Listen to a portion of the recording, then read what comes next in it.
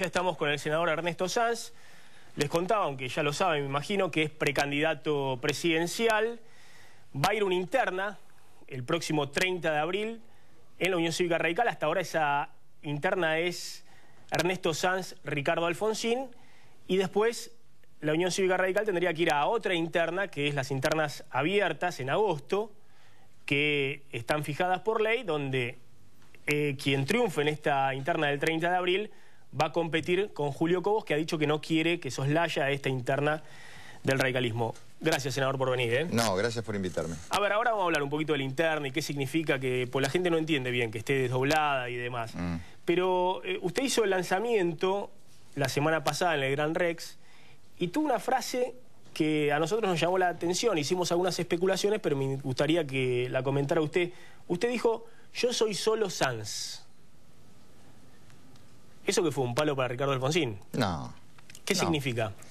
No, bueno, que evidentemente cuando a mí me preguntan las diferencias, dentro del radicalismo el apellido Alfonsín es un apellido que pesa mucho, que pesaba solamente por la presencia de Raúl Alfonsín, y que también Ricardo personalmente le ha agregado la impronta de su propia personalidad. Por lo tanto, yo compito en una situación en la que tengo que mostrar mi propia personalidad, y no encontré otra frase más adecuada o más potente que decir yo soy Sanz.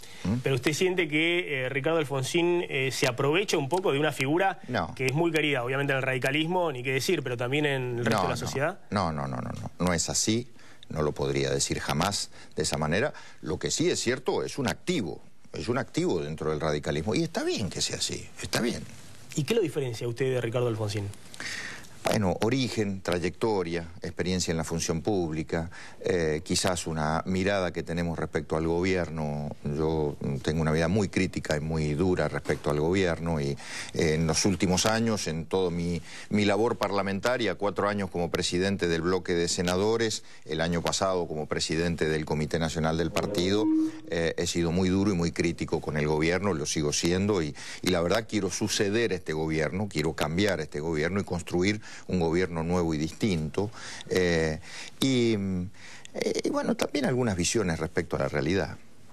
Por ejemplo, ahora hablemos un poco de propuestas. De propuestas, bueno, yo creo que el próximo presidente tiene que ser una persona que tenga un muy alto poder de decisión, porque va a tener que meter mano en muchas de las cosas que deja el kirchnerismo pendientes, que tienen que ver con un modelo de poder que se ha construido en estos últimos años, ¿no? Un modelo de acumulación de poder político y económico. Por ejemplo, todo el tema del vínculo económico con algún sector del sindicalismo. Ahí hay que ser muy duro y muy fuerte, y hay que cortar el chorro ese plataducto que ha generado una parte del sindicalismo argentino, que felizmente no es todo el sindicalismo, ¿no? Porque hay sindicalistas y sindicatos que están dispuestos a apostar a la gobernabilidad, están dispuestos a apostar a la transparencia en el manejo de los recursos públicos, pero hay una parte del sindicalismo que ha crecido mucho, que ha acumulado mucho poder, y que hoy se transforma en un obstáculo para la propia gobernabilidad. No es que lo diga yo, lo han dicho ellos mismos, que si no les gusta el próximo gobierno van a hacer todo lo posible para generar problemas. En materia económica, el próximo gobierno va a tener que trabajar muy duro para combatir el flagelo de la inflación. Este gobierno no solamente no ha hecho nada, sino que se aprovecha de la inflación. Usted, que es un periodista especializado en economía, podrá coincidir conmigo que en el discurso de la presidenta del martes pasado en el Congreso, así como evitó hablar de la inflación como obstáculo hoy en la economía, se aprovechó de la inflación cuando habló del tema de recaudación. Con lo cual uno tiene que llegar a la conclusión de que al gobierno le conviene tener inflación porque es un impuesto más, y que le permite la recaudación, por lo menos en cuanto a IVA, que hoy tiene el gobierno. Ahí hay que meter mano muy duro y hay que tener decisión muy firme, porque lo primero que hay que hacer es normalizar el INDEC para saber de qué estamos hablando, y lo segundo, además de haber bajado las expectativas, lo segundo es reordenar el gasto público, ahí hay que meter mano en el tema de subsidios, pero no para eliminar los subsidios, sino para corregir... a la asignación universal por hijo, no, subsidios de la economía, no, esa es una cuestión social, un programa subsidios social. Económicos. Subsidios económicos, no estamos hablando de subsidios económicos. Asignación universal por hijo no solamente hay que mantenerla. ¿Usted la revalidaría? No solamente eso, sino que estuve de acuerdo cuando la presidenta la amplió a las embarazadas, pero además de eso, yo no solo la revalidaría, sino que le daría categoría de ley, que hoy tiene categoría de decreto, categoría de ley para que nadie la pueda modificar, y a esa ley le agregaría un capítulo, un artículo que le otorgara movilidad por lo menos 2 veces al año, como es el tema de las movilidades jubilatorias, porque la inflación también se la está comiendo. Estoy hablando de los subsidios económicos, los subsidios en materia energética, en materia de transporte, los subsidios en materia agrícola.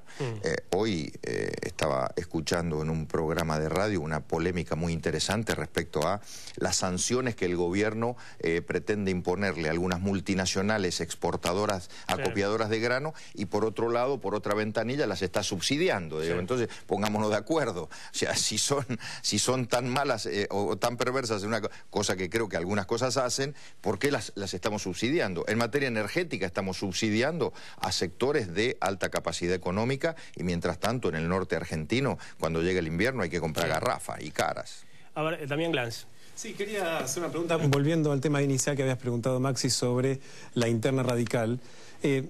Planteaba que se diferenciaba con Alfonsín y dijo que usted es mucho más crítico del gobierno. Esto significa que, por ejemplo, en el caso que pierda la interna, que Ana Alfonsín me va a decir que no, pero es una posibilidad, ¿haría campaña por ese hombre que es menos crítico del gobierno? Sí, por supuesto. No solo que haría, desde ya lo digo, la voy a hacer. Soy el presidente de la Unión Cívica Radical y por lo tanto estoy sometido, pero con gusto, a las reglas que tiene mi partido, que es que el que gana conduce, el que gana ejerce el liderazgo y el que pierde inmediatamente se suma para ayudar y compartir el proyecto. A ver, lo que he explicado como diferencia son matices, en realidad son matices, no tenemos una diferencia conceptual profunda. Sanz, ahora hay muchos que dicen que usted es el candidato del establishment. Tiene la banca de los grandes grupos, mediáticos, económicos. Primero deberíamos ponernos de acuerdo qué es el establishment, ¿no? Si en la Argentina se tiene como establishment al capitalismo o a los empresarios que han crecido al amparo del Estado en los últimos tiempos, al amparo de las prebendas del Estado, que han hecho muy buenos negocios con el Estado, que han ganado mucha plata con el Estado, la verdad que ese establishment ya eligió candidato y no soy yo. Es el del gobierno. Les ha ido bárbaro, digamos. Ahora, grandes grupos económicos, que está bien, que en su momento han estado muy cerca de este gobierno y que hoy están peleados con ese gobierno.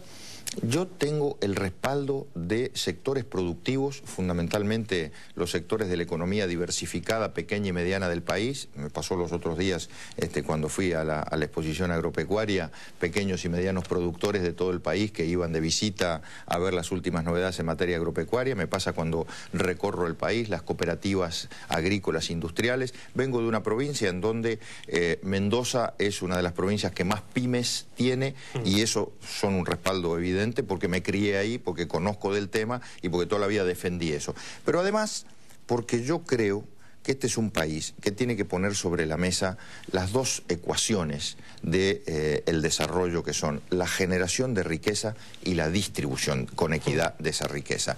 En la Argentina, todo el proceso de generación de riqueza viene bastante conflictivo y con enfrentamientos estériles desde hace bastante tiempo, antes incluso del conflicto con el campo, porque tenemos un gobierno que no se anima a ponerse del lado de la producción para que podamos duplicar, triplicar, transformar nuestra matriz productiva, generar mucho desarrollo y, por supuesto, con un Estado que distribuya con equidad. Ahora vamos a ver un tuit. Tenemos abierto Twitter, ahí está Musgrave, que es un economista que se hace llamar así porque Musgrave ha sido uno de los grandes expertos en finanzas públicas.